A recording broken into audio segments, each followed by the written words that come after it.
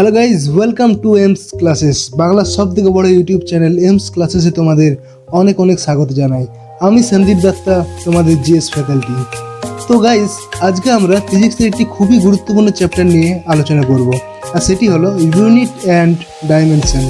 এই চ্যাপ্টারটি ভালো করে না জেনে থাকি তা পরবর্তীকালে আমাদের খুবই অসুবিধাতে ভুগতে হয়। তো বন্ধুরা, আজকে আমরা এই চ্যাপ্টারটি খুবই ভালো করে পড়বো এবং বুঝবো। তো গাইজ, দেরি না করে তাড়াতাড়ি শুরু করা যাক আমাদের আজকের চ্যাপ্টার ইউনিট অ্যান্ড ডাইমেনশন। তবে তার আগে দেখে নিই একটি গুরুত্বপূর্ণ অ্যানাউন্সমেন্ট। এমস ক্লাসেস তোমাদের জন্য নিয়ে এসেছে RRB NTPC 100 days crash course, যার মধ্যে তোমরা পাবে আমাদের সাথে লাইভ ভিডিও কনফারেন্সের মাধ্যমে ক্লাস করার সুযোগ। ক্লাসের ডিউরেশন থাকবে 2 ঘন্টা করে প্রতিদিন, আর সাথে পেয়ে যাবে PDF study material, doubt clearing session, আর ম্যাথ, জিএস, রিজনিং আর ইংলিশের স্পেশাল ইবুক মেটেরিয়াল। এর সাথে পেয়ে যাবেন 25টি ফুল মক টেস্ট, যা আমাদের এক্সপার্টদের দ্বারা তৈরি, এবং সবকিছু পেয়ে যাবেন মাত্র 999 টাকা। আরও বিশদ বিবরণ জানতে নিচে দেওয়া ডিসক্রিপশন বক্সে লিঙ্কে ক্লিক করুন। তো গাইস, আমরা চলে আসছি ইউনিট অ্যান্ড ডাইমেনশন চ্যাপ্টারে। তো প্রথমে আমরা জেনে নেব যে ইউনিট কাকে বলে আর ডাইমেনশন কাকে বলে, এবং ইউনিট আর ডাইমেনশনের মধ্যে ডিফারেন্স কী। Units are the standard reference in which physical quantities are expressed, অর্থাৎ কোনো একটি ফিজিক্যাল কোয়ান্টিটিকে এক্সপ্রেস করতে বা প্রকাশ করতে ইউনিটের প্রয়োজন হয়। আর ডাইমেনশন কাকে বলে? The power of the base quantity in this expression is called the dimension of the physical quantity. অর্থাৎ কোনো একটি ফিজিক্যাল কোয়ান্টিটির ডাইমেনশন বলতে আমরা কি বোঝাই? তো কোনো একটি ফিজিক্যাল কোয়ান্টিটির ডাইমেনশন বলতে ওই বেস কোয়ান্টিটি, অর্থাৎ কোনো একটি ফান্ডামেন্টাল কোয়ান্টিটিজের পাওয়ারের এক্সপ্রেশন বোঝাতে ওই ফিজিক্যাল কোয়ান্টিটিজের ডাইমেনশন ব্যবহার করা হয়। ইউনিট কি আর ডাইমেনশন কি এটা আমরা পরে দেখে নেবো। তো তার আগে প্রথমেই জানবো যে ফিজিক্যাল কোয়ান্টিটিজ বলতে আমরা কি বুঝি, আর বেস কোয়ান্টিটি বা ফান্ডামেন্টাল কোয়ান্টিটিজ বলতে কি বুঝি। তো আমরা চলে আসছি ফিজিক্যাল কোয়ান্টিটিসে। তো এখানে ফিজিক্যাল কোয়ান্টিটি কি? A physical quantity is a quantity which can be measured. অর্থাৎ ফিজিক্যাল কোয়ান্টিটি হচ্ছে সেগুলি যেগুলো মেজারেবল, যেগুলো আমরা মাপতে পারি। For example, length of a stick, অর্থাৎ কোনো একটি স্টিক বা লাঠি আছে, সেই লাঠির আমরা লেন্থ ইজিলি বের করতে পারবো। তো এখানে লেন্থটা কি হলো? Physical quantity. Similarly volume of water, অর্থাৎ একটি পাত্রে যদি জল থাকে, সেই জলটা আমরা মেজার করতে পারবো যে কতটা জল আছে, বা জলের ভলিউম বা আয়তন কত। তো এখানে ভলিউম বা আয়তন হচ্ছে ফিজিক্যাল কোয়ান্টিটি। তো এখানে ফিজিক্যাল কোয়ান্টিটি সেগুলি যেগুলো আমরা মেজার করতে পারবো বা যেগুলো মেজারেবল, রাইট? তো এখানে এক্সাম্পল আমরা একটু আগে দেখলাম যে একটি লাঠি আছে, সেই লাঠির লেন্থ আমরা ইজিলি বের করতে পারবো। আর তার পাশের ছবিতে একটি বিকারে জল আছে, তো এই জলের আয়তন আমরা ইজিলি বের করতে পারবো। তো লাঠির লেন্থ এবং জলের আয়তন, অর্থাৎ লেন্থ আর ভলিউম, এগুলো হচ্ছে ফিজিক্যাল কোয়ান্টিটি। এরপর আমরা আসছি ফান্ডামেন্টাল কোয়ান্টিটিস। অর্থাৎ ফান্ডামেন্টাল কোয়ান্টিটিস কাকে বলা হয়? Those quantities which do not depend on other quantities. তো ফান্ডামেন্টাল কোয়ান্টিটিস বলতে সেই সমস্ত কোয়ান্টিটি বা রাশিকে বোঝায় যারা অন্য কোনো কোয়ান্টিটিজের উপর ডিপেন্ড করে না। তো এখানে একটা এক্সাম্পলের উপর আমরা দেখে নেব যে ফান্ডামেন্টাল কোয়ান্টিটিসটা কী। তো এখানে আমরা দেখতে পাচ্ছি S ইকুয়াল টু D/T, অর্থাৎ speed equal to distance by time. এখানে যদি স্পিড বের করতে হয় তো আমাদের ডিস্টেন্স আর টাইম উভয়ের ভ্যালু জানা দরকার।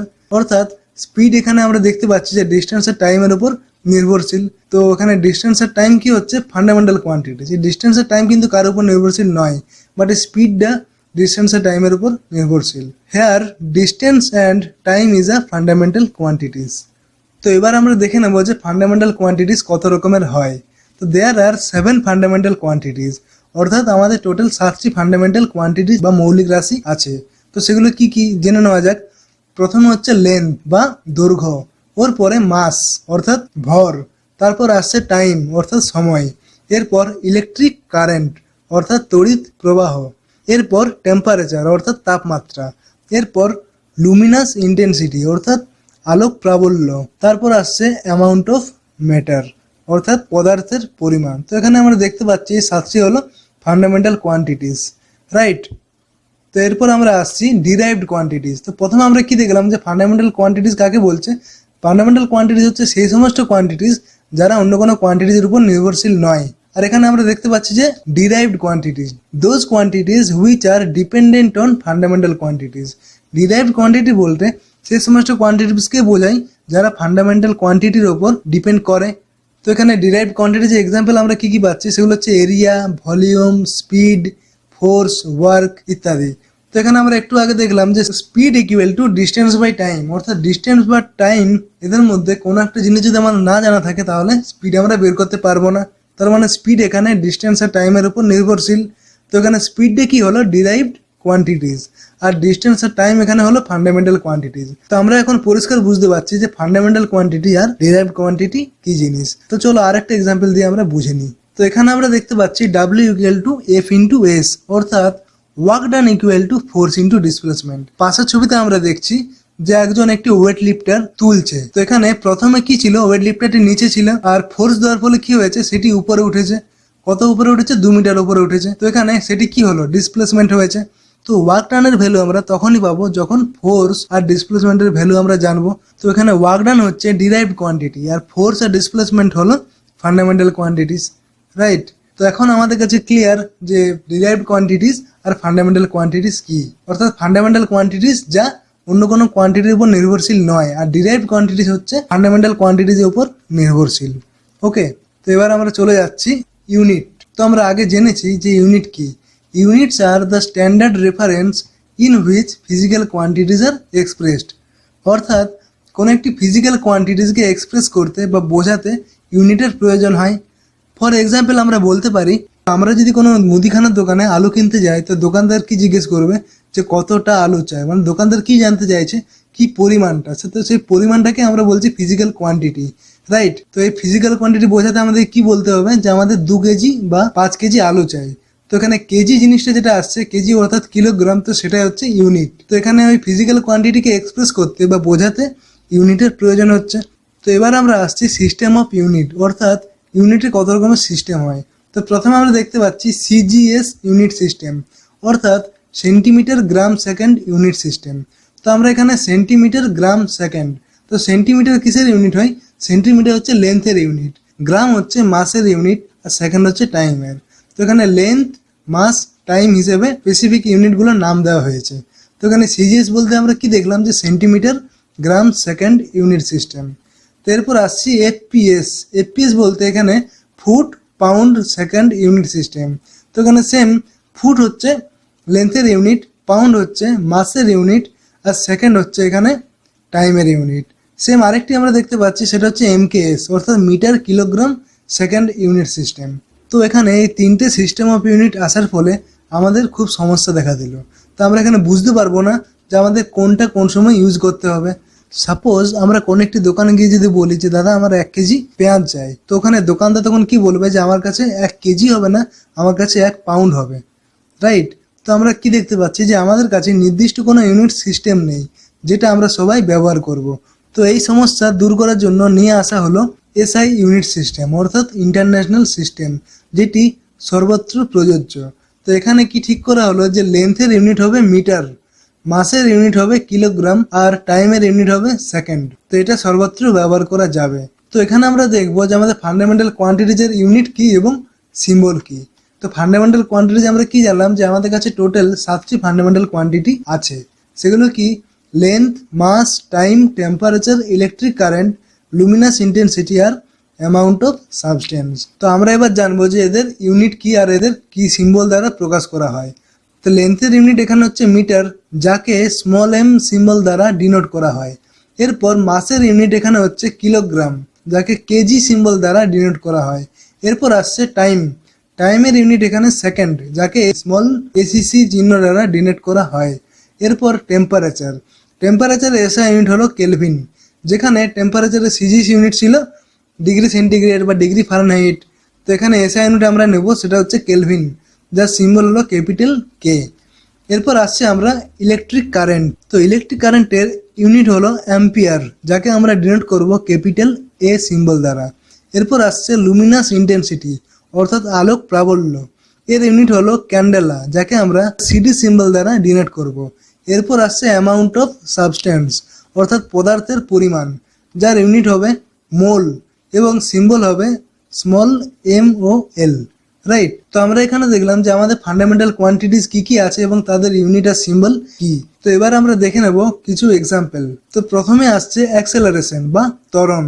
তো এখানে অ্যাক্সেলারেশন ইকুয়াল টু কি বলতে পারি আমরা, dv/dt, অর্থাৎ change in velocity by change in time, কিংবা বলতে পারি যে change in velocity with respect of time, অর্থাৎ টাইমের সাথে ভেলোসিটি চেঞ্জ হওয়াকে বলা হয় অ্যাক্সেলারেশন বা ত্বরণ। এরপর আমরা দেখতে পাচ্ছি speed equal to distance by time. তো এখানে স্পিডটা কি হলো ডিরাইভড ইউনিট, কারণ স্পিড ডিস্টেন্স আর টাইমের উপর নির্ভরশীল, আর এখানে ডিস্টেন্স আর টাইম হলো ফান্ডামেন্টাল কোয়ান্টিটিজ, অর্থাৎ ডিস্টেন্স আর টাইম কারোর উপর নির্ভরশীল নয়। তো এরপর আমরা একটা এক্সাম্পল দেখে নিচ্ছি, angular velocity omega equal to theta by t. তো গাইজ আমরা পাশের ছবিতে দেখতে পাচ্ছি যে একটি সার্কেল আছে। তো এই সার্কেলের কেন্দ্রবিন্দু হলো ও থেকে এর ডিস্টেন্স হলো ওই সার্কেলের রেডিয়াস বা ব্যাসার্ধ। তো গাইজ আমরা এখানে ধরে নিচ্ছি যে এ পয়েন্ট থেকে কোনো একজন বি পয়েন্ট পর্যন্ত গেছে। তো এখানে ডিসপ্লেসমেন্ট কতটা হয়েছে, ডিসপ্লেসমেন্ট হয়েছে থিটা, রাইট। তো গাইজ এখানে angular velocity omega equal to কি হচ্ছে, অ্যাঙ্গুলার ডিসপ্লেসমেন্ট বাই টাইম। তো গাইজ আমরা একটু আগে দেখলাম যে আমাদের 7টি ফান্ডামেন্টাল কোয়ান্টিটিজ আছে, অর্থাৎ যে কোনো ডিরাইভ কোয়ান্টিটিজের মান বের করতে গেলে আমাদের এই 7টি ফান্ডামেন্টাল কোয়ান্টিটিজই যথেষ্ট। তো এখানে আমরা দেখতে পাচ্ছি থিটা কিন্তু এই ফান্ডামেন্টাল কোয়ান্টিটিজের মধ্যে ছিল না। তো এবার আমরা বুঝতে পারছি যে কোনো একটি ডিরাইভড ইউনিট বের করতে গেলে এই 7টি ফান্ডামেন্টাল ইউনিট যথেষ্ট নয়, তো আমাদের আরও কিছু ইউনিটের প্রয়োজন হয়। তো তাদেরকে বলা হয় সাপ্লিমেন্টারি ইউনিটস। তো সাপ্লিমেন্টারি ইউনিটস আমরা দেখতে পাচ্ছি দুটো হয়, সেগুলো হচ্ছে প্লেন অ্যাঙ্গেলের সাপ্লিমেন্টারি ইউনিট হয় রেডিয়ান, আর সলিড অ্যাঙ্গেলে হয় স্টেরিডিয়ান।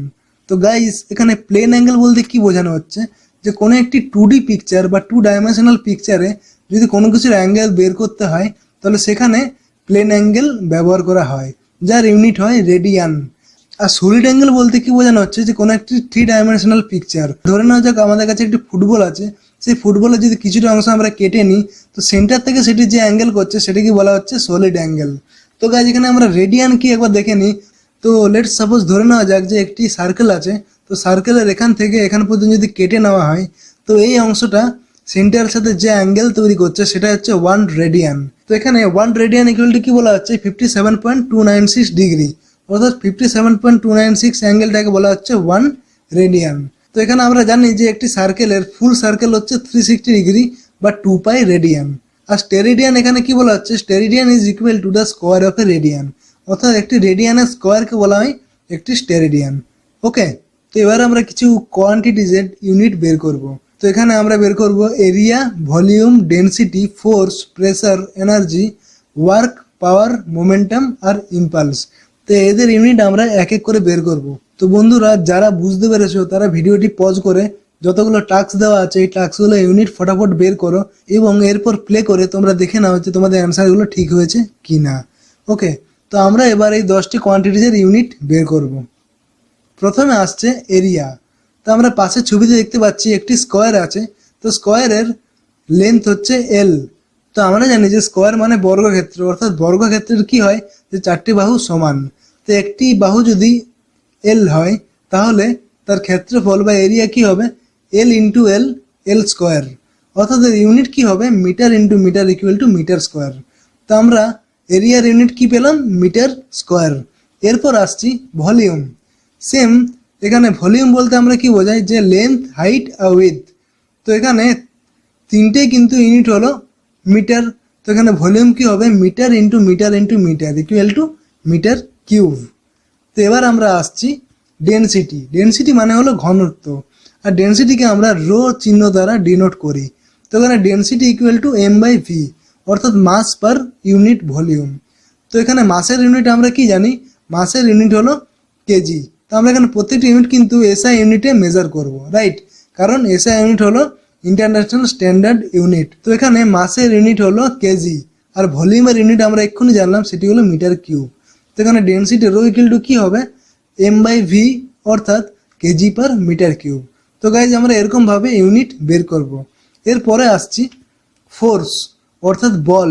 Force equal to mass into acceleration, অর্থাৎ মাসের ইউনিট কি হচ্ছে কেজি এবং অ্যাক্সেলারেশন বা ত্বরণের ইউনিট হলো মিটার পার সেকেন্ড স্কোয়ার। তো এখানে ফোর্সের ইউনিট কি হলো KG metre per second square. এই পুরো ইউনিটটাকে আমরা একটি নাম দ্বারা জানি, সেটা হলো নিউটন। তো এখানে ফোর্সের ইউনিট কি হলো নিউটন। এরপরে আসছি প্রেসার। প্রেসার হচ্ছে ফোর্স পার ইউনিট এরিয়া, অর্থাৎ এখানে ফোর্সের ইউনিট আমরা একটু আগে জানলাম সেটা হচ্ছে নিউটন, আর এরিয়ার ইউনিট কি হলো মিটার স্কোয়ার। তো এখানে প্রেসার ইকুয়ালটা আমরা কি জানলাম নিউটন পার মিটার স্কোয়ার। এর একটি নাম আছে, সেটা হলো পাস্কাল। অর্থাৎ নিউটন পার মিটার স্কোয়ারকে আমরা কি বলছি? পাস্কাল। এরপর আমরা 6 নম্বরে দেখতে পাচ্ছি এনার্জি অর্থাৎ শক্তি। তো এনার্জি ডেফিনেশন কি হয়? অ্যাবিলিটি টু ডু ওয়ার্ক, কার্য করার ক্ষমতাকে বলা হয় শক্তি। তো এখানে এনার্জির ইউনিট কি হলো? Newton metre. তো এখানে নিউটন হচ্ছে ফোর্সের ইউনিট আর মিটার হচ্ছে লেন্থের ইউনিট।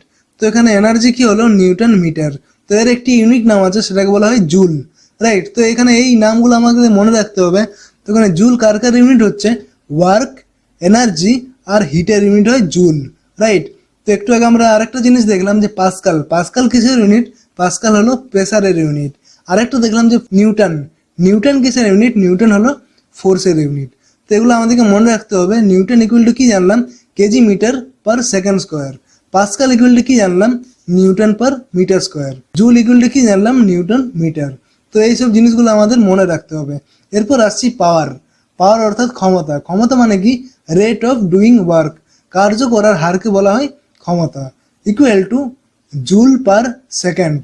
তো এখানে রেট অফ ডুইং ওয়ার্ক, ওয়ার্কের ইউনিট কি হলো? জুল। আর রেট মানে যখনই বোঝায় পার সেকেন্ড হয়, তো এখানে জুল পার সেকেন্ড, যাকে আমরা আরেকটি নামে ডিনোট করছে, সেটা হচ্ছে ওয়াট, রাইট? তো এখানে এই নামগুলো আমাদের খুবই important.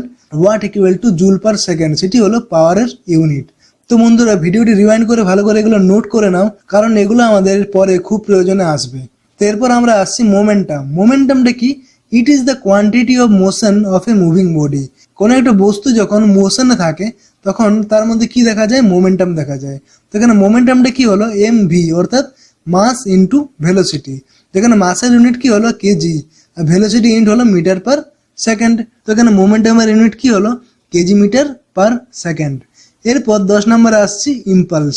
Impulse is the change of momentum of an object when the object is acted upon by a force for an interval of time. তো এখানে ইম্পালসটা কি? ইম্পালসটা হচ্ছে ফোর্স আর টাইমের মাল্টিপল। তো এখানে ফোর্সের ইউনিট কি? নিউটন। আর টাইমের ইউনিট হলো সেকেন্ড। তো এখানে ইম্পালসের ইউনিট আমরা কি দেখতে পেলাম? Newton second. তো বন্ধুরা, আজকে এই ভিডিও থেকে আমরা জানলাম যে ফান্ডামেন্টাল কোয়ান্টিটি বলতে আমরা কি বুঝি, ফিজিক্যাল কোয়ান্টিটি বলতে আমরা কি বুঝি, আর ফান্ডামেন্টাল ইউনিট আর ডিরাইভড ইউনিটের মধ্যে ডিফারেন্স কি। আর আমরা জানলাম যে আমরা ইউনিট কি করে তৈরি করব, রাইট? তো বন্ধুরা, আজকে আমরা ইউনিট জানলাম। এর পরের পার্টে আমরা জানবো যে ডাইমেনশন কি। আর এই ভিডিওটি যদি তোমাদের ভালো লেগে থাকে তো শেয়ার করতে ভুলো না। Thank you for watching this video.